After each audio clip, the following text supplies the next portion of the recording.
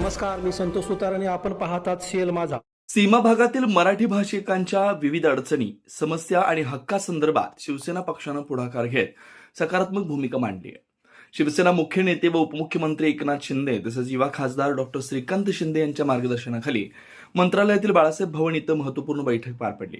या बैठकीत शिवसेना पक्षाचे राष्ट्रीय सहसमन्वयक दिनेश शिंदे यांची भेट घेऊन सीमा भागातील मराठी बांधवांच्या अडीअडचणींवर सविस्तर चर्चा करण्यात आली. शिक्षण, आरोग्य, रोजगार तसेच सांस्कृतिक अस्मिता जपण्याच्या दृष्टीनं विविध मुद्दे मांडण्यात आले. सीमा भागात शिवसेना पक्षाचे समाजकार्य अधिक प्रभावीपणे पोहोचवण्यासाठी नियोजन करण्यात आलं. स्थानिक नागरिकांच्या प्रश्नांवर ठोस उपाययोजना करण्याबाबत सकारात्मक चर्चा झाली. यावेळी दिनेश शिंदे यांनी माननीय एकनाथ शिंदे यांच्या मार्गदर्शनाखाली सीमा भागातील नागरिकांसाठी शक्य ते सर्व सहकार्य पक्षामार्फत केलं जाईल असं आश्वासन दिलं. या बैठकीस महाराष्ट्र एकीकरण समिती तसेच श्रीराम सेना हिंदुस्थानचे पदाधिकारी, प्राचार्य आनंद आपटेकर, ॲडव्होकेट निलेश हत्ती, संदीप मोहिते, श्रेयश आंबले, श्रीनिवास चव्हाण आणि अनिल भिलुगडे उपस्थित होते. या चर्चेमुळे सीमा भागातील मराठी भाषिकांच्या प्रश्नांकडे पुन्हा एकदा राज्यस्तरावर लक्ष वेधलं गेलंय.